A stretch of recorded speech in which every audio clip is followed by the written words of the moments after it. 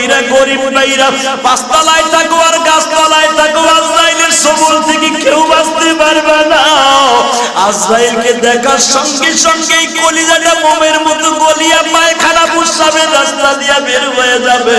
হযরত আলী কাররামাল্লাহু ওয়াজহাহু বলেন, একটা ছাগলকে জবাই না দিয়া তার চামড়া ছিলাইলে যত কষ্ট, ওই ছাগলটা যেরকম বাঁচার জন্য ছটফট করে, ওই মৃত্যু আজরাইলকে দেখিয়া ওই মৃত্যু ব্যক্তি কিন্তু এইভাবে চিল্লাইতে থাকবে, বাজান তার কাছে সাহায্য করার মতো কেউ থাকবে না। এই জন্য বিশ্ব নবী বলে, মৃত্যু ব্যক্তির কাছে সূরা ইয়াসিন পড়িও, জোরে জোরে কালেমা পড়িও। হয়তো কালেমার সূরা ইয়াসিনের বরকতে আজরাইলের চেহারা সুন্দর হয়ে যাইতে পারে। এ আমার যুবক ভাইরা, কিসের বাহাদুরি দেখাস না ভাই? পাঁচ ওয়াক্ত নামাজ যার অ্যাকাউন্টে থাকবে না, বাজানরে যাদের নামাজ ঠিকমতো হবে না, আজরাইলের আসল চেহারা দেখতে পারবা। নবীর মতো মানুষ যদি বেহুশ হয়ে যাইতে পারে, নবী যদি বলতে পারে সাকরাতুল মাউত, ইয়া আয়েশা সাকরাতুল মাউত, মৃত্যুর যন্ত্রণা যদি এত কষ্ট হয় রে আয়েশা, আমি আগে যাই এই দুনিয়ায় আল্লাহকে বলতাম আমি যাব না। এই জন্য নবী বলে, আমার উম্মতের সামনে কোনদিন এই সূরাতে আজরাইল নবীর সামনে বসা, আমার আল্লাহ বলে আমার নবীর জান তোর হাতে দিব না। বাজান বুঝিয়া লম বলে, আমার আল্লাহ আমার নবীর কত ভালোবাসতো, আজরাইলের হাতেও নবীর জান কবজ করে নাই, আল্লাহর কুদরতি হাত দিয়ে নবীর জান কবজ করা হয়েছে। আজরাইলের সিস্টেম যদি ফর্মালিটি পালন করেছে, আসলে জান কবজ করছে কে?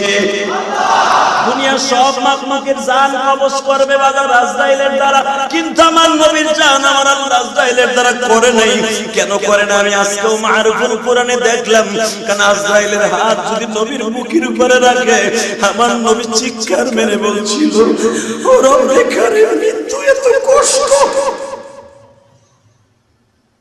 মৃত্যু এত কষ্ট, পুরো 11 কিলোমিটার পাহাড়, বহুত পাহাড়টা বুঝি আমার মুখের উপরে। বাজান যখন আমার নবী ইন্তেকাল করেন নাই, আমার আল্লাহ বলেন আজরাইল তাড়াতাড়ি হাতটা সরায় ফেলো। আমার নবী যদি আরেকবার বলে বহুত পাহাড়টা আমার মুখে চাপায় দেয়, আমি নবীর কাছে কি জবাব দিব? আমার নবীর জান তোর হাতে দিও না, আমার কুদরতি হাতের মধ্যে নিয়ে আসবো। বাজান নবী যদি মৃত্যুর যন্ত্রণায় এত কষ্ট পায়, তুমি আর আমি কোন জায়গার ভুলা ভাই গো বাবা। এই জন্য দেখবেন আমার আল্লাহ কোন বিষের হাতে, আজরাইলের হাতে নবীর মৃত্যু না, ওই মহিলা নবীর গোশতের মধ্যে বিষ দিছে, বিষের তো ক্ষমতা নাই নবীকে মারবে। আমার আল্লাহর আগের থেকে ডিক্লেয়ার গো বাবা, নবী গোশতটা হাতে নিয়ে চিন্তা করতেছে, গোশতের টুকরার মধ্যে থেকে আওয়াজ আসতেছে, জিবরাইল পিছনে থেকে বলতেছে নবী খাইয়েন না। নবী আমার বলে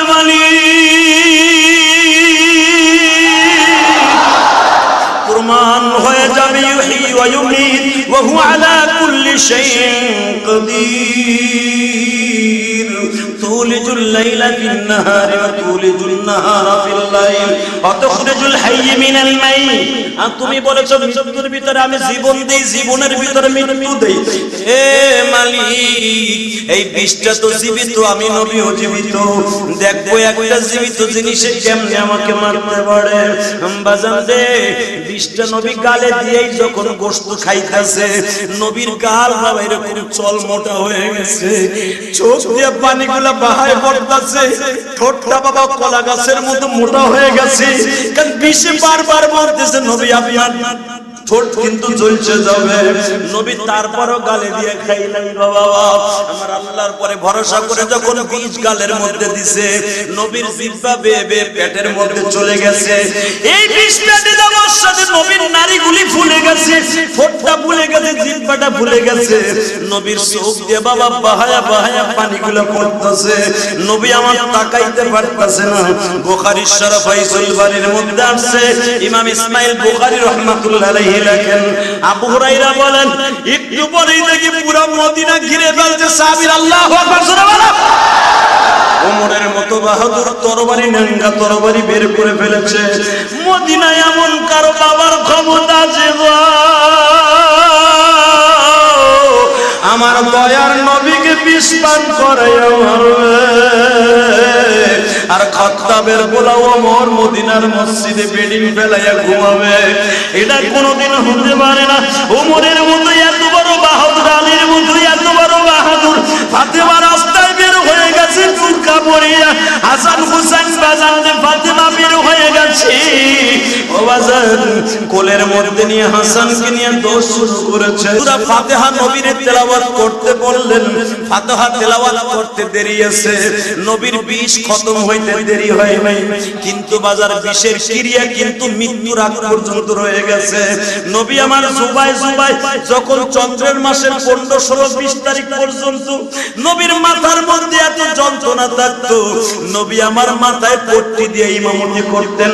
বুখারীতে দেখবেন নবী পট্টি লাগাইলে কেমনে আপনি ওযু গোসল করবেন, এই মাসলাটা বিশ্ব নবী নিজেই শিখিয়েছে। নবীর মাথায় পট্টি বাঁধা লাগতো গো বাবা, আমার নবীর মাথা পুরো ব্যান্ডেজ করা লাগতো, এত যন্ত্রণা আমার নবী সহ্য করতে পারতেন না। ওই বিষ মাঝে মাঝে রগ পাইয়া বাবা মাথার মধ্যে উঠতো, নবীর জিহ্বাটা এরকম মাঝে মাঝে ফুলিয়া যাইতো, চোখগুলো বড় বড় হয়ে যাইতো। নবী আমার রহমতের নজরে বলতেন, সাহাবীরা বিষ হয়তো আল্লাহর হুকুমে শেষ হয়ে গেছে, কিন্তু বিষের ক্রিয়া আমি নবীর সদা সর্বদাই আল্লাহর হুকুমে কষ্ট দেয়। ও বাজার মৃত্যুর আগে বিষটা এমন ভাবে উঠিয়া গেল, নবীর চোখগুলা মনে হইতে যে বের হয়ে যাবে, নবীর কানটা গরম হয়ে গেছে, লাল হয়ে গেছে, নবীর পুরো বডিটা লাল হয়ে গেছে গো বাবা। এই জন্য আমি বলছি কারো কারো জন্য এই দুনিয়ার রোগ হলো রহমত, কথা ঠিক না ঠিক? 6 থেকে 7 বছর পর্যন্ত আমার নবী বিষের ক্রিয়ায় এত কষ্ট পাইছে, তখন আমার নবী বলছে, যারা পেলেক রোগের আক্রান্ত, যারা ডায়াবেটিসের রোগে আক্রান্ত, যারা চোখ নষ্ট হয়ে গেছে, যারা হার্টের রোগী, যারা বড় বড় মার্সেন রোগী আছো, ও আমি বিশ্ব নবী বলে দিয়ে গেলাম, আমার নবী যদি এত যন্ত্রণা দেয়, আমার উম্মতের হার্টের রোগীর কত কষ্ট আমি নবী বলে দিয়ে গেলাম। এই কষ্ট তোমরা দুনিয়ায় সহ্য করে রব্বে কারীমকে রুকু সিজদা লাগাইও, কবরে অশান্তিতে আল্লাহ রাখবে না। বাজার আমি আপনাদের দুইটা পায়ে হাত দিয়ে বলি, এই জমিনের মালিককে, এই পৃথিবীতে চিরদিন থাকতে পারবে।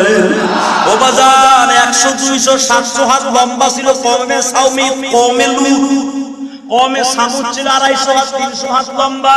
তাদের কবরগুলা যদি সেই কওমে লূতের স্থানে যান, কবরস্থানে আপনি দেখতে পারবেন কত বড় বড় কবর। আরো সংক্ষেপে বলে দেই, যেখানে যাওয়া সম্ভব, মা হাওয়া মাকবারে শহীদ, মাকবারে হাওয়া, মা হাওয়া জেদ্দায় আপনি হাজিরাতে যান, আপনারা টুরিস্টে আপনারা ঘুরতে যায় দেখেন বাবা 400 হাত 500 হাত এক একটা কবর খনন করা, 400 হাত 200 হাত 300 হাত এক একটা কবর। ও বাজান মা হাওয়ার কবরে এখনো জেদ্দায় আছে, দেখবেন কত বড় বড় কবর বাবা, 200 হাত 300 হাত কবর। আমি ইলিয়াসুর রহমান জিহাদি 11 থেকে 12 বার এই কবরটা জিয়ারত করছি বাবা। হাজার হাজার শত শত কবর মা হাওয়ার কবরস্থানে পড়িয়া রয়েছে জিদ্দায়। ওই কবরগুলো দেখলে বোঝা যায় আগের যুগের মানুষ কত লম্বা ছিল বাবা। মানুষ যদি এত লম্বা হয়, এই লম্বা মানুষের কাছে আজরাইল কত বড় লম্বা হয়ে আসতো বাবা। ওই সূরাতে তোমার আমার সামনে আসবে, আসো দুইটা পায়ে হাত দিয়া বলি, আর সময় নাই গো বাবা, সব দ্বিধা দ্বন্দ্ব ভুলে যাইয়া আমার আল্লাহরে বন্ধু বানায়া আখিরাতের চিন্তা ঢুকাইয়া মৃত্যুর জন্য রেডি হইয়া যায়। আল্লাহু আকবার।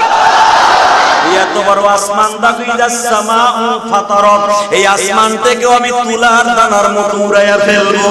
এই এত বড় শক্তিশালী পাহাড়, এটাও আমি তুলার দানার মতো কম্পন শুরু করে দেব। ওয়ায়াবকা ওয়াজহু রাব্বিকা যুল জালালি ওয়াল ইকরাম, ফাবিআইয়ি আলা'i রাব্বিকুমা তুকাযযিবান।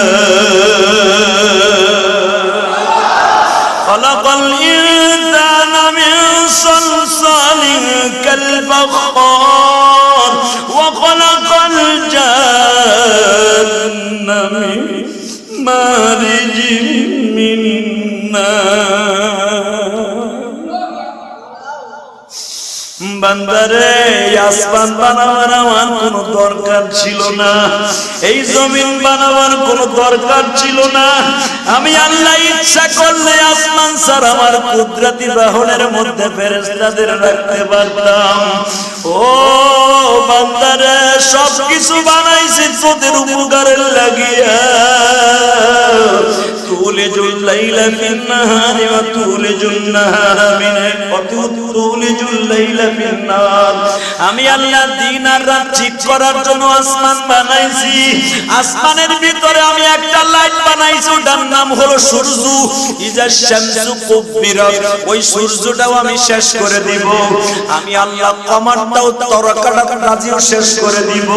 ওয়ায়াবকা ওয়াজহু রাব্বিকা যুল জালালি ওয়াল ইকরাম, আমি থাকবো একা। কেন আমি এইগুলা বানাইছি জানোস নি?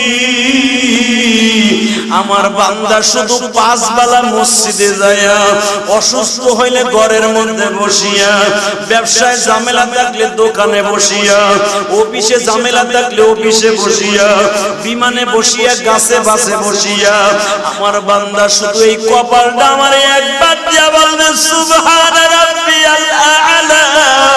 এই শব্দটা শোনার লাগিয়া আমি এত কিছু বানাইছি। তুমি মাওলা মাদের কেন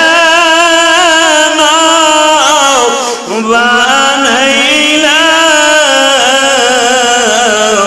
আবার কেন লইয়া যাইবা বলো না।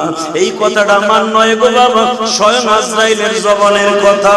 আজরাইলকে আল্লাহ জিজ্ঞাসা করবে, বল আর কে কে বাকি আছে? আল্লাহ আমার কাছে 120 জন ফেরেশতা আছে। আমার আল্লাহ বলবেন 120 জনের ভিতরে সবাইরে শেষ করার জন্য কত সময় লাগবে? আল্লাহ আপনি বললি আমি সেকেন্ডে শেষ করে দিতে পারি। আল্লাহ বলবেন আর কয়জন আছে? আমার আল্লাহ বলবেন আর কয়জন আছে? বলবে 104 জন আছে। আল্লাহ বলবেন সেকেন্ডের ভিতরে 100 জন ফেরেশতা শেষ করে দে। আল্লাহু আকবার। বাজানে 120 জনের 104 জনের মধ্যে ওই যে বেগাইরে আমাদিন তারাউনা 8 জন ফেরেশতা 7 আসমান ধরে রাখছে, ওই 8 জন ফেরেশতা আল্লাহ শেষ করে দিবে। বাকি থাকবে মাত্র 4 জন গো বাবা। এই 4 জন যখন বাকি থাকবে আল্লাহ জিজ্ঞেস করবে আর কে কে বাকি? আল্লাহ আমি সহ আর 4 জন আছে। ওয়ায়াবকা ওয়াজহু রাব্বিকা যুল জালালি ওয়াল ইকরাম, আর আপনি বাকি আছেন, আপনার তার মারার অধিকার আমার নাই।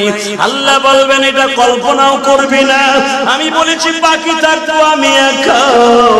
3 জনকে ফাইনাল করিয়া দে। জিবরাইল শেষ, মিকাইল শেষ, ইসরাফিল শেষ। ইসরাফিলের সিঙ্গার পর্যন্ত বাবা ফু দেওয়ার সাথে সাথে আল্লাহ বলবেন ইসরাফিলের ডিউটি শেষ। 3 জন শেষ। কয় হ্যাঁ কয়জন? ইল্লা ওয়াহিদ, আমি একা আছি। আল্লাহ বলবেন এবার তুই মর ইয়া মালাকুল মউত, মুত ইয়া মালাকাল মউত, এবার তুই মর। আপনি এখন একটা আওয়াজ দিয়েন বাবা। এই আজরাইলের বডি কত জানেননি? আজরাইল যদি জমিনে কোনো বৎকারের জান কবজ করতে আসে, বিশ্বনবী বলেছিলেন যখন আমার সামনে আজরাইল একবার তার নিজের সূরাতে আসছিল, সেই জানটা কবজ করতে কার জানেননি? আবু জেহেলের জান যখন কবজ করতে এসেছে বদরের মাঠে, আমার আজরাইল, আমার আল্লাহ আজরাইলকে তার নিজের সূরাতে পাঠিয়ে দিয়েছে। আজরাইলকে যখন বাবার আজরাইলকে আল্লাহ পাঠিয়ে দিয়েছে জান কবজ করার লাগিয়া। এখনো কিন্তু আবু জেহেল মরে নাই। আব্দুল্লাহ ইবনে মাসউদ টানতে টানতে কুকুরের মতো নিয়ে আসছে বিশ্বনবীর সামনে। বুখারী শরীফের হাদিস দেখবেন কুতিলা আবু জেহেল, এই বাবের মধ্যে দেখবেন আবু জেহেলকে যখন আব্দুল্লাহ ইবনে মাসউদ বডি থেকে আলাদা করে ফেলেছে, বাবা এখনো পর্যন্ত জিহ্বাটা বেঈমানের লড়তাছে, জান এখনো খতম হয় নাই। ও বাজান দেখবেন অনেক মাছ কুটার পরেও তেলের মধ্যে পড়িয়া লড়াচড়া করে। এ কথা কও না কেন মুসলমান? দেখবেন কয় না কই মাছের প্রাণ জাতা দিল মরে না, তেলের মধ্যে পড়েও কই মাছ লাভ। এ কথা কও। চিংড়ি মাছ দেখবেন মাথা ছিড়ার পরও কোন নড়াচড়া করে, অর্থাৎ জানো এখন বাকি গো বাবা। এই জন্য ইমাম আবু হানিফা রাহমাতুল্লাহ আলাইহি বলেন মাছ যে কোনো মাখলুক মরার আগ পর্যন্ত তারে তেলে দেয়া ঠিক না, এটা মুস্তাহাবের খেলাফ। আমার বিশ্ব নবী বলেন আবু জেহেলের জান এখনো লড়তাছে, আজরাইল নবীর সামনে হাজির। আমার নবী চোখটা বন্ধ করে বেরোলেন, নবী চোখটা বন্ধ করে ইয়া রাব্বুল আলামিন নিজের হাতে বানায় এইভাবে কেন নিবা? আজরাইল বলেন নবী গো আপনি চাইলে এখন আমি মানুষের ভেষে হয়ে যাব। আমার নবী বলেন না রে আজরাইল তোমার ডিউটি শেষ করো। বাজান রে আজরাইল যখন আবু জেহেলের জান নিয়ে যাইতেছে, নবী আমার চোখ বন্ধ করে আছেন। ও বাজান আজরাইলের মাথা আসমানে, জমিনে পা। আপনারা যারা বদরে গেছেন, আমি ইলিয়াসুর রহমান জিহাদি 4 বার বদরের মাঠ আল্লাহ আমারে দেখাইছে। আমি আমার ওয়াজেও বলেছি বদরের কেন্দ্রীয় মসজিদে একদিন মাগরিবের ইমামতিও আমি গুনাহগার করেছি বাবা। এটা আমার কিসমতে আসিল বিদায় যেখানে 14 জন সাহাবী ঘুমিয়ে আছে বাবা। আল্লাহু আকবার। যেখানে 14 জন সাহাবী ঘুমিয়ে আছে তাদের নামগুলো ওই মসজিদের ওয়ালে লেখা আছে। আমি গুনাহগার একদিন মাগরিবের নামাজের ইমামতি কপালে লিখছিল, এটা আলাদার সাবজেক্ট, আজকে বলার কথা নয় গো বাবা। ওই মসজিদে বয়ান করতে যাই আমার বাংলাদেশি ভাইরা আমারে লয়ে গেছে বদরে ওয়াজ করার লাগিয়া। ইমাম সাহেব আসতে দেরি হয়ে গেছে, আল্লাহর কুদরতে মনে হয় আমার কপালে রাখছিল, মাগরিবের ইমামতি করে দিয়েছিলাম গো বাবা। চোখের পানি ফেলাইয়া বলছিলাম কোটি কোটি মানুষের মধ্যে বুঝি তুমি আমার কপালে রাখছি। যেইখানে দাঁড়ায় আমার নবী দোয়া করছেন ওয়াইস্তাস্তাগীতুনা রাব্বাকুম ফাস্তাজাবা লাকুম আন্নী মুমিদ্দুকুম বিআলফিন মিনাল মালাইকাতি মুরদিফিন। ও নবী আমি এখন 1000 ফেরেশতা পাঠাইতেছি, এর মধ্যে জিবরাইলও থাকবে, আজরাইলও থাকবে। আজরাইল বেঈমান করে এক একটা থাবা মারবে। ও নবী আপনার সাহাবীরা এক একটা কোপ দিয়ে ছেড়ে দিবে, বাকি কাজ আজরাইল ফাইনাল করবে। এর ভিতরে আজরাইলও আছে বাজান গো। এই জমিনটা এমন একটা জমিন, আপনারা যারা বদরে গেছেন বদরের মধ্যে বাদান অধিকাংশ পাহাড়গুলা বালুর পাহাড়, এখানে পাথরের পাহাড় কিন্তু কম। ও বাদান এত উপর প্রায় 1000 ফিট 4000 ফিট উঁচু এক একটা পাহাড়, প্রত্যেকটা পাহাড় বাবা বালু দিয়ে সিলেটের বালু দিয়ে আল্লাহ বানাই রেখেছে, একটা কোয়া বালিও নিচে পড়ে না। বদরে গেলে দেখতে পারবেন হাজার হাজার বালুর পাহাড় গো বাবা। যেইখানে জিবরাইল নামছে জিবরাইলের পায়ের ছাপ আছে, এটাও বালুর পাহাড় গো বাবা। এ যুবক ভাইরা ওই পাহাড়ের দিকে আজরাইল নামছে, মালাকুল মউতের দৃশ্য দেখতে পারবা। যদি 5 ওয়াক্ত নামাজ তোমার অ্যাকাউন্টে না থাকে, আজরাইলের আসল চেহারা দেখতে পারবা। আজরাইলের আসল চেহারা দেখলে বাবা কলিজার ছাতি ফাটিয়ে যাবে, পায়খানা প্রস্রাব বের হয়ে যাবে, কলিজাটা মোমের মতো গলে যাবে। আমার নবী পর্যন্ত বেহুশ হয়েছিলেন গো বাবা। বদরের মাঠে নবী চাদর মুড়ি দিয়ে বসে আছে। ও ফেরেশতারা তোমরা জিজ্ঞেস করো, ও সাহাবীরা তোমরা জিজ্ঞেস করো আমি বদরের মাঠে কেন চাদর গায়ে দিয়ে কাঁপি? আমি আজরাইলের চেহারা দেখছি। আজরাইলের চেহারা যদি আমার গরিব উম্মতের সামনে এইভাবে প্রেজেন্ট করা হয়, আমার উম্মতগুলা চেহারা দেখেই তো বেঈমান হয়ে যাবে। সুস্থতা যে কত বড় নিয়ামত সেটা বোঝা যাবে অসুস্থ হইলে। কথা বাস্তব কিনা?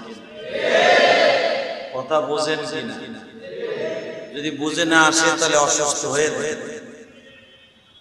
যদি কোন সুস্থ রাখার মালিক আল্লাহ, অসুস্থ রাখার মালিক আল্লাহ, আমি নিজে নিজে অসুস্থ হব কেমনে? পারবেন? আপনি এই মসজিদের ওয়ালের সাথে জোরে একটা মাথায় বাড়ি দেন, সেকেন্ডের ভিতরে একটা রেজাল্ট হয়ে যাবে যে আপনি আগে 5 মিনিট আগে কেমন ছিলেন আর 5 মিনিট পরে এখন কেমন লাগে। আল্লাহ রাসূল সাল্লাল্লাহু আলাইহি ওয়াসাল্লাম বলেছেন তোমরা অসুস্থ মানুষকে দেখতে যাও। কেন বলেছেন? কেউ মৃত্যুবরণ করলে তার জানাজায় উপস্থিত হও। কেন বলেছেন? কেউ যদি বিপদে পড়ে তাকে সাহায্য করো। কেন বলেছেন? কেউ যদি মেয়ে বিবাহ দিতে পারছে না তাকে আর্থিকভাবে মানসিকভাবে যেভাবেই হোক তাকে সহযোগিতা করো। আর আমাদের সমাজটা অসুস্থ হইলে আর উল্টা বিলে বৎসনা দেখে ও আকাম কুকাম বহুত করছে, আল্লাহ এখানে গজবে ফেলে। কথা বলেন না? এমন কি যে আপনারা যা আমলোক আপনাকে বলে এই প্রবঞ্চনাটা তা না, আমাকে আলেম কেউ হয়তো এই বেটা জীবনে আলেম ছিল ঠিকই আছিল, ভিতরে কোনো খারাপ কাম আছে কথা কর না। আপনি কি জানেন এই কথাটা বললে আল্লাহর আরশে আজিম কাঁপতে থাকে? যদি কোনো ব্যক্তি নেককার ব্যক্তির অসুস্থ হয়, সেকেন্ডে সেকেন্ডে হাজার হাজার গুনাহ মাফ হয়ে যায়। মিনিটে না, সেকেন্ডে সেকেন্ডে সেকেন্ডে হাজার হাজার গুনাহ মাফ হয়ে যায়। কারণ পৃথিবীতে যারা অসুস্থ হয়ে মারা যায়, বুইগা মারা যায় হসপিটালের বেডে অথবা ঘরের মধ্যে 2-4-5 বছর আপনি পয়সা গইলা অসুস্থ হইয়া, হাঁপানি রোগী হইয়া, ক্যান্সারের রোগী হইয়া, ডায়াবেটিসের রোগী হয়ে যদি আপনি মারা যান, যেই ব্যক্তি সুস্থ অবস্থায় হঠাৎ করে অ্যাক্সিডেন্ট করে মারা গেছে, অন্তত তার 500 বছর আগে জান্নাতে যাবে। তাই হিসাব করে নেন আপনি ভুইয়া মরা, অসুস্থ হয়ে মরা কত নিয়ামত। আল্লাহ, আমার বিশ্ব নবীও কিন্তু অসুস্থ হয়ে মারা গেছে, জানেন এই হাদিস? আমার নবীকে যেই মহিলা বিষ খাওয়াইছিল, বিষ জহর, হাসান রাদিয়াল্লাহু তাআলা কে যেই বিষ খাওয়ানো হয়েছিল, এর চাইতে মারাত্মক বিষ খাওয়ানো হয়েছিল আমার নবীর। আপনারা জানেন যে হাবশী মহিলা বাস করত মদিনায়, রাসূল আকরাম সাল্লাল্লাহু আলাইহি ওয়াসাল্লামকে দাওয়াত দিলেন। বুখারীর হাদিস, এটা বানানো কথা না। আর এই রোগী আমার রাসূল অসুস্থ হয়ে মারা গেছে। মদিনায় হিজরতের 4 বছর পরে এই মহিলা বিষ খাওয়াইছে। এরপরও কিন্তু আমার নবী বিষ খাওয়ানোর পরও কিন্তু 7-8 বছর বেঁচে ছিলেন, 6-7 বছর বেঁচে ছিলেন রাসূল এই বিষ খাওয়ানোর পরে। তাহলে বোঝা গেল, এই হাদিসের দ্বারা বোঝা যায় বিষে মানুষকে মারতে পারে না, মারার মালিক আমার আল্লাহ। কেউ কেউ গুলি করে মারতে পারে না, গুলির ভিতরে যদি আজরাইলের ইশারা না থাকে, আল্লাহর হুকুম, ঠিক না বেটা? কত লোকের দেখবেন হাতও নাই, পাও নাই, লোকটা বেঁচে। ভাইরা আমার, বন্ধুরা আমার, আমার বিশ্ব নবী বলেন, আমাকে একটা ইহুদি মহিলা দাওয়াত দিল। নবীর হাদিস, আবু হুরায়রা থেকে বর্ণিত। আবু হুরায়রা বলেন, রাসূলের জবান থেকে আমি শুনেছি এইভাবে, আমাকে একটা ইহুদি মহিলা দাওয়াত দিল। তাহলে বোঝা গেল ইহুদির বাড়িতে নবী দাওয়াত খাইছে। কথা বোঝেন না? নবী ইহুদির বাড়ি দাওয়াত খেয়েছে, মুসলমানের বাড়ি দাওয়াত খেয়েছেন, তাকে মুসলমানরা মালা বানিয়ে করে। আর আমরা মুসলমানের পোলা হিন্দু পূজায় যাই, নিয়ত করি মেলায় যাই ঠেলা খাওয়ানোর জন্য। এই কথা কর নাকি? এই হাদিসকে নকল করনি করবে, হিন্দুর বাড়ি দাওয়াত খাওয়া যায় যাচ্ছে, হুজুর বড় বড় মুসলমান। আরে বেটা, এখনের হিন্দু আর তখনকার হিন্দু কি এক হইব? তুমি 1000 বছর ওই বাড়ি যদি দাওয়াত খাও, তোমার কথা ইসলাম কবুল করব না। বরঞ্চ পারলে তোমার হিন্দু বানায় হেলাইবো, খ্রিস্টান বানায় হেলাইবো। আল মারউ মাআ মান আহাব্বা, তুমি যাতায়াত করবা, তার সাথে প্রেম প্রীতি ভালোবাসা হবে। এক দোকানে পাশাপাশি দেখবেন এমন একদিন একটা কথা বের হয়ে গেছে, আরে দূর, খ্রিস্টান বন্ধুই ভালো, আমার কোনো রোগতাপ নেই, ওরা টাকা পয়সার অভাব নেই, হুজুর আমাকে খালি বাজে গপ্প মারে। হালাকি আমরা কত কষ্টে আছি, আমাকে বড় বড় বোমা দিয়ে মারে, আমাকে এত কষ্টে রাখে আল্লাহ, ওরা কত ভালো আছে। তাহলে অগধর্মই সত্য। এই কথা জীবনে যদি একবার বলে থাকেন, আপনার মুসলমান নাই, আপনি নগেন বাবু হয়ে গেছে। অতএব আমার বিশ্ব নবীর যে দাওয়াত দেওয়ার সিস্টেমটা ছিল, হুজুর সবার বাইরে যাইতেন, তার নিয়ত থাকতো আল্লাহর হুকুমে যাচ্ছে, আল্লাহ রাব্বুল আলামিন আমার কদমের খাতিরে তাই ইসলাম কবুল করায় দিলেন। তাই মহিলার বাড়ি যখন রাসূল গেলেন, আমার আল্লাহ প্রমাণ করে, আল্লাহর ইচ্ছা করলে কিন্তু জিবরাইল আগে থেকে আমার নবীরে না করতে পারত যে হুজুর এই গোশের মধ্যে, এই রানের গোশের মধ্যে বিষাক্ত বিষ আছে, আপনি এটা খেয়েন না। এই দুধের মধ্যে, গোশের মধ্যে অনেক বিষাক্ত বিষ, যেটা খেলে আপনি মারা যাবেন অথবা আপনার ক্ষতি হবে।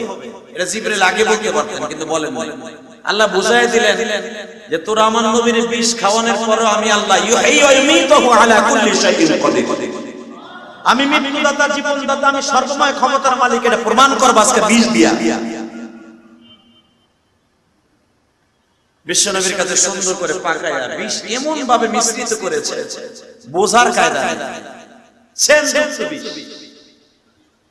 বাজানরে বিষের পেয়ালা যখন বিশ্ব নবীর কাছে সাবমিট করলেন, উপস্থিত করলেন, বিশ্ব নবী দেখলেন এত সুন্দর পাক, আর আমার যেই গোশতটা ফেভারিট, সবচেয়ে চয়েসফুল, যেই জায়গার গোশতটা আমার বিশ্ব নবী বেশি খাইতে, ওই জায়গার গোশতটাই বেঈমান মহিলা পাকাইছে। তার স্বামী পিছনে দাঁড়ায় দাঁড়ায় দেখতেছে, ওই মহিলার মা বাবাও পিছনে দাঁড়ায় দাঁড়ায় দেখতেছে, তার ছোট ছোট দুটা বাচ্চাও দেখতেছে। ছোট বাচ্চা দুটা বারবার মাকে বলতেছে, মা গো, যেই মানুষটার চেহারা এত সুন্দর, না জানি ওই মানুষটার কাজগুলি কত সুন্দর। ও বাজান, ছোট বাচ্চা হইয়া, নাবালেক বাচ্চা হইয়া নবীরে চিনছে, তত সময় পর্যন্ত বেঈমান মহিলা চিনতে পারে নাই। এর ভিতরে কারণ হলো আব্দুল্লাহ ইবনে উবাই ইবনে সুলুল, রাইসুল মুনাফিক, যার নাম কোরআনে আসছে। এই মুনাফিক বিশ্ব নবীকে মারার জন্য মহিলাকে ভাড়া করা হয়েছিল, তুই মুহাম্মদ নামে এই লোকটার মেরে দিবি। এই মদিনা শহরের পরে বিশাল বড় একটা ধনট্টবানের সাথে বিবাহ দিব নতুন করে, তোরে বিশাল বড় রাজত্বের মালিক বানাই দেব আমরা মিলিয়া। বাজানদাই খায়বারের ইহুদিদের চক্রান্তে বিশ্ব নবীকে বিষ পান করানোর যতদিন প্রসেসিং আছে সব অবলম্বন করাইয়া বিশ্ব নবীর সামনে সাবমিট করল। নবী আমার গোশতের টুকরাটা হাতে নিয়েই বাবা দেরি করেন নাই, খাওয়া শুরু করে দিলেন। আর এক riwayat আছে, নবীকে জিবরাইল আগেই বলেছে, বিশ্ব নবী প্রমাণ করতেছে, তুমি যে বিষ খাওয়াই আমারে মারতে চাও, আসলে পৃথিবীর কোন মাখলুক আমারে মারতে পারবে না। ওয়ামা আরসালনাকা ইল্লা রাহমাতাল লিল আলামিন।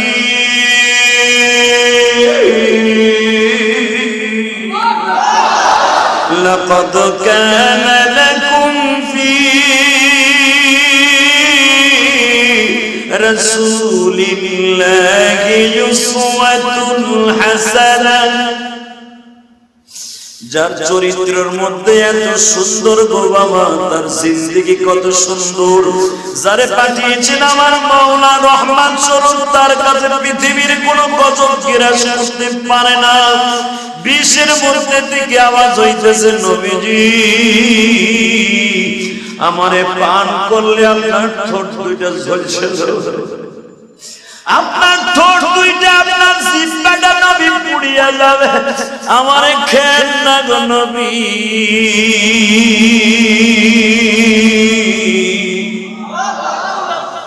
বিষও কিন্তু মাখলুক গো বাবা, বিষ মাখলুক না হলে মারার ক্ষমতা তার নাই। ওই বিষের মধ্যে থেকে, গোশতের মধ্যে থেকে, পাকানো গোশতের মধ্যে থেকে আওয়াজ আসে, নবী আমার দয়ার নবী, আপনি কিন্তু আমারে মুখে দিয়েন না।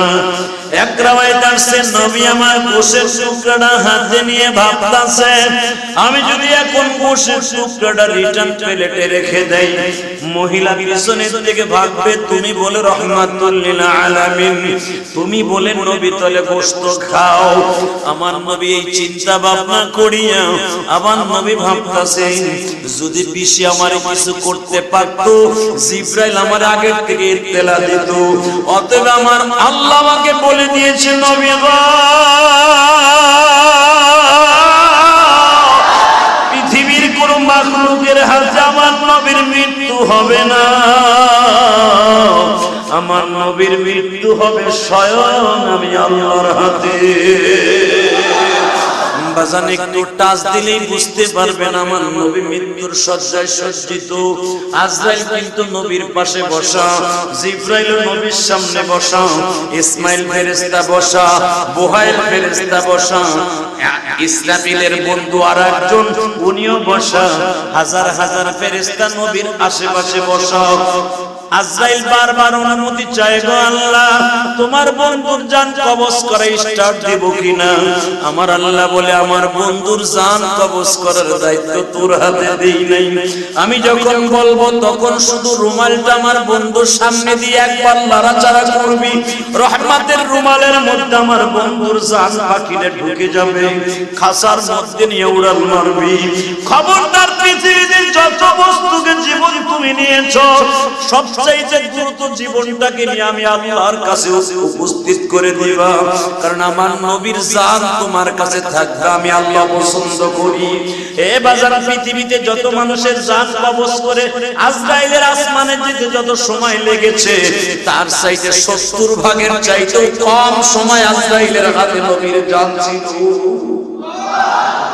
এ যুবক ভাইরা, ভালো করে বুঝো, যেই 8জন ফেরেশতা तमाम পৃথিবীটা সহ অর্থাৎ আসমান সহ আমার আল্লাহ 8জন ফেরেশতার কাঁধের উপরে আসমানটা রেখে দিয়েছে।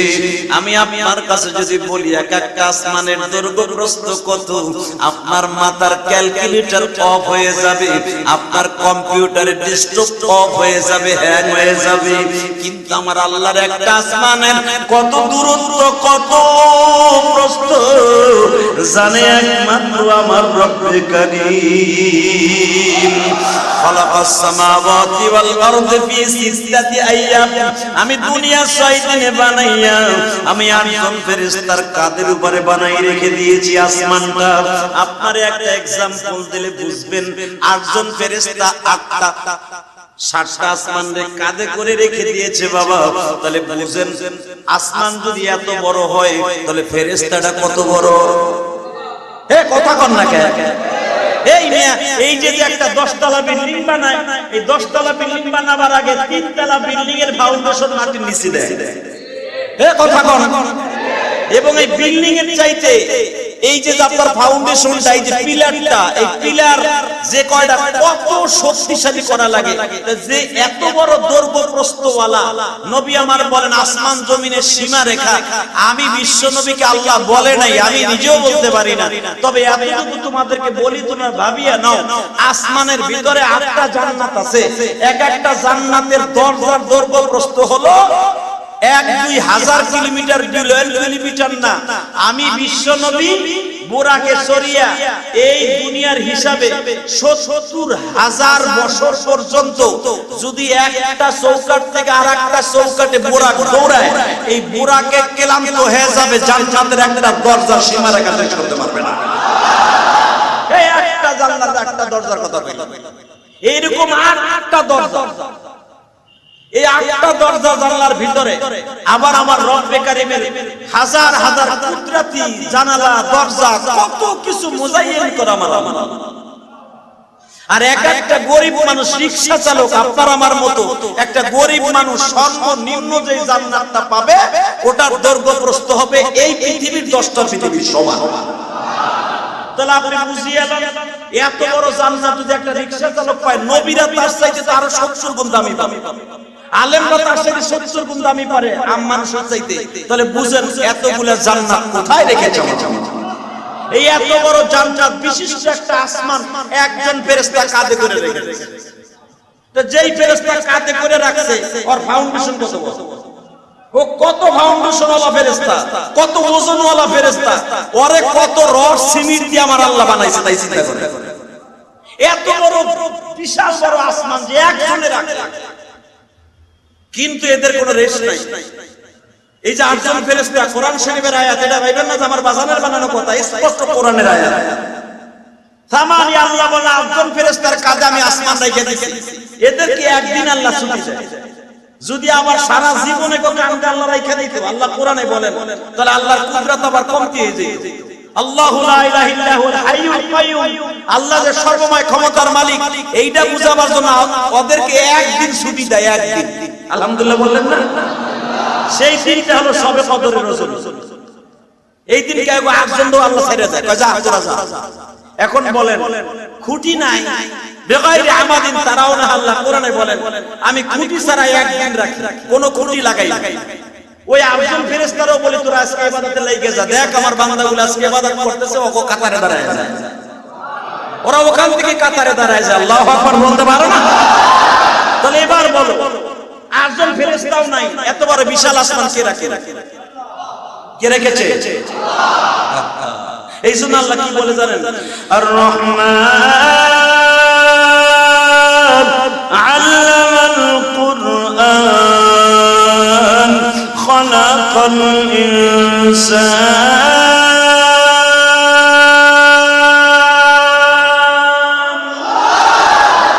আমি রহমান বানাইছি তো, একবার চিন্তা করলি না? যেই ফেরেশতার ফাউন্ডেশন দিয়ে বানাইছে, এত বড় আসমান যার কাঁধের উপর রাইখা দিয়েছে, ওর ফাউন্ডেশন কত, ওর বডি কত বড় হইলে এত বড় আসমান কাঁধে রাখতে পারে? আমার বিশ্ব নবীকে নবী বলছিল যে কোরআনে আল্লাহ বলেন আটজন ফেরেশতার উপরে এত বড় বিশাল আসমানটা রেখে দিয়েছে আমার আল্লাহ। আবার এই আসমানের ভিতরে কোটি কোটি কোটি সাগর আছে। এক একটা সাগরের গভীরতা কত জানেন? এই প্রথম আসমানের যে সূর্যের তাপটা যে গরম হইয়া আপনার আমার মাথার উপরে পড়ে না, এই সূর্যের তাপ ফিরাবার জন্য আমার আল্লাহ সূর্যটারে রাখছে চতুর্থ আসমানে। এই সূর্যের তাপ যদি ডাইরেক্ট মারতো, এই জমিন পুড়িয়া কয়লা হইয়া সুরমা হইয়া মানুষগুলো সেকেন্ডের ভিতরে একবারে গলে যায়। ওই চতুর্থ আসমানের চতুর্থ আসমানের সূর্যের তাপ এটা ঠান্ডা করার জন্য আল্লাহ লক্ষ লক্ষ লক্ষ লক্ষ সাগর আল্লাহ রেখে দিয়েছে প্রথম আসমানে। জোরে কর। প্রথম আসমানের দূরত্ব হলো জমিন থেকে 500 বছরের রাস্তা।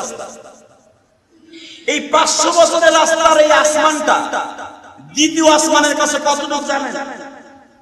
যেরকম ভাবে আমি আপনাকে বুঝাই, পুরা মসজিদের ভিতরে এই টিস্যু পেপার আমার হাতের দিকে তাকান, এই টিস্যু পেপার যতটুকু এতটুকু হলো প্রথম আসমান দ্বিতীয় আসমানের কাছে। সুবহানাল্লাহ। বাইতে যায় কই? দ্বিতীয় আসমান দ্বিতীয় আসমানের কাছে কতটুকু? ঠিক ঠিক দ্বিতীয় আসমানটা দ্বিতীয় আসমানের কাছে এই টিস্যু পেপারের মতো। এবং 6টা আসমান 7 আসমানের কাছে টিস্যু পেপারের মতো।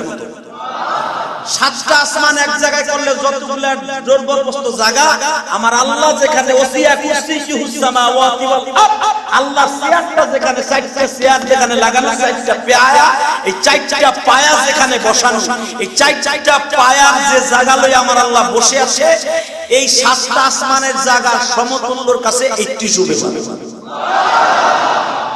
আরো জোরে কর। এটা ভাবতেছেন বানাই কইতাছি? এইটা যদি আপনি বলেন বানাই কইতাছি, তাহলে মনে করবেন আপনার ঈমানই নাই। এটা আমি বলি না, আমার বিশ্বনবী বলেছে। ও ফেরেশতারা, আমার আল্লাহ যে আসমানটা আল্লাহ 4টা চেয়ারের পায়ার নিচে রেখে দিয়েছে, এই জায়গাটা আমার আল্লাহ সারা দুনিয়ার মানুষের জান্নাত দেওয়ার পরেও আল্লাহর চেয়ারের জায়গার দৈর্ঘ্য প্রস্থ সমান জায়গা আল্লাহর কাছ থেকে যাবে না। যে আল্লাহ চেয়ার এত বড়, ওই আল্লাহ কত বড়? আল্লাহ যিনি বলছে তাবারাকাল্লাযী বিয়াদিহিল মুলক ওয়া হুয়া আলা কুল্লি শাইইন কাদির, সর্বময় ক্ষমতার মালিক আমি, সারা দুনিয়াটা আমার হাতের মুঠোর মধ্যে। তা সারা দুনিয়া যদি তার হাতের তালুর মধ্যে হয়, তো এই আল্লাহর হাত কত বড়? তা আমি কইছি না, কোরআনে কইছে। আল্লাহ বলতে সারা পৃথিবীটা আমার হাতের তালুর মধ্যে, মুঠোর মধ্যে। মুঠো, এই এক মুঠের মধ্যে কতটুকু ধরে? একটা মানুষের বডি ধরে? কথা কন না কেন? একটা মানুষের বডি ধরে একটা হাতের মধ্যে? মুসলমানের বলা সারা দুনিয়ার মানুষ, দানব, জিন, ভূত যা আছে, জান্নাত জাহান্নাম, আমার আল্লাহ বলেন সব খলাক আল্লাযী খলাকাল মাউতা ওয়াল হায়াতা লিয়াবলুয়াকুম আইয়ুকুম আহসানু আমালা। দুনিয়ার মানুষ কিসের বাহাদুরি দেখাস?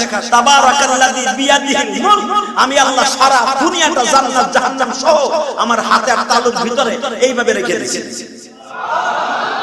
যে আল্লাহর হাতের তালুর মধ্যে রেখে দিয়েছে, ওই আল্লাহ যে চেয়ারে বসে, ওই চেয়ারের জায়গা যদি এত হয়, আমার আল্লাহ কত বড়? আমার আল্লাহর রহমত কত বড়? বিশ্বনবী বলেন, ও ফেরেশতারা, তোমরা, ও সাহাবীরা, তোমরা কি জানো আমি নবী আল্লাহর আরশে যখন গেলাম,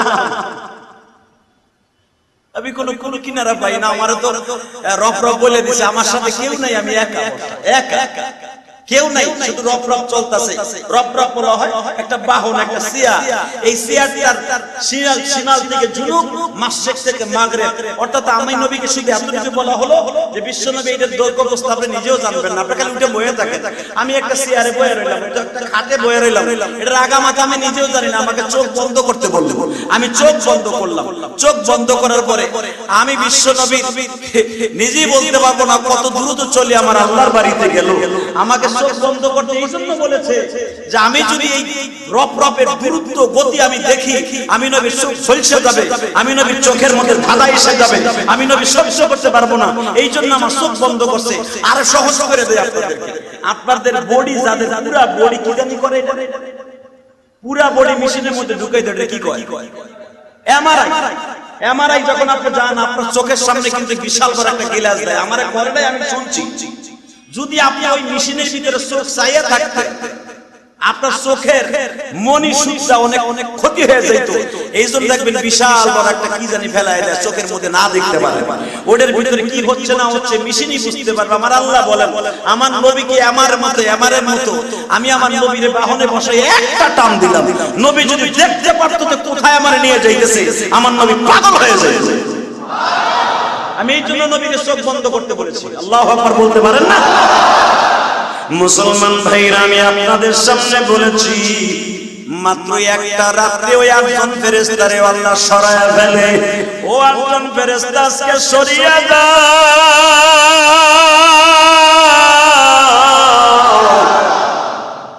আজকে তোমাদেরকেও আমি ছুটি দিয়ে দিলাম। শুধু আমার আল্লাহ একা বাকি থাকে, সবাই আল্লাহর জন্য বাবা ইস্তেগফারে নামে। আমার আল্লাহ বলে, বান্দা রে, তোরা ভাবতে পারো আমি বুঝি ফেরেশতাদের কাছে মুখাপেক্ষী।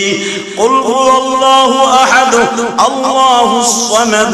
আমি যদি একজন ফেরেশতার সারা বছর সারা জিন্দেগি কাঁধে রাইখা দিতাম, অবশ্যই তোরা বলতে মনে হয় একজনের কাছে আমার কুদরত বুঝি শক্তি কম না। মাঝে মাঝে এদেরকেও আমি ইবাদতে লাগায় দেই।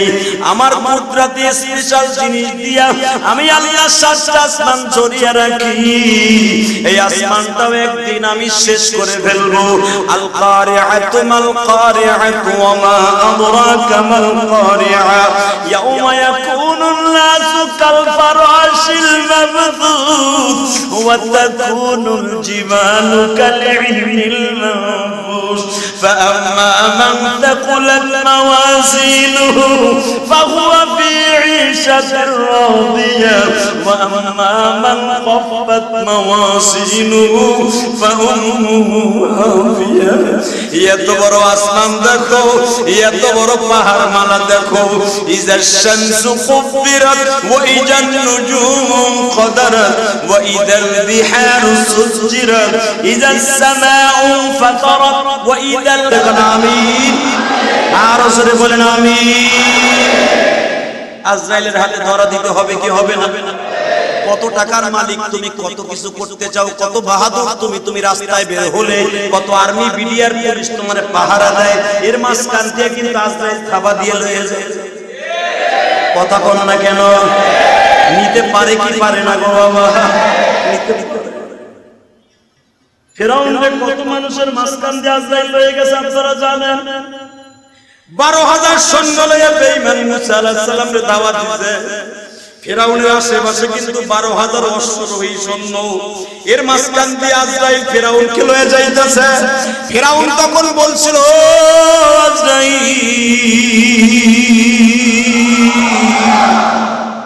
আমি তোমার বর্ণনা বহুবার মুসা নবীর মুখে শুনেছি, কিন্তু আমি কোনোদিন বুঝতে পারি নাই তোমার চেহারা এত ভয়ঙ্কর।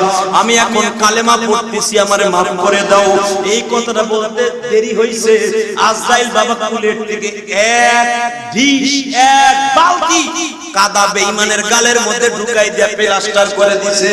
মৃত্যুর সময় তোরে কালেমা নসিব করতে আমি আজরাইলের আল্লাহর পক্ষ থেকে আদেশ নাই। যুবক ভাই, তুমি মনে মনে ভাবতেছো আমার বাবা 60 বছর বাচ্চা, আমিও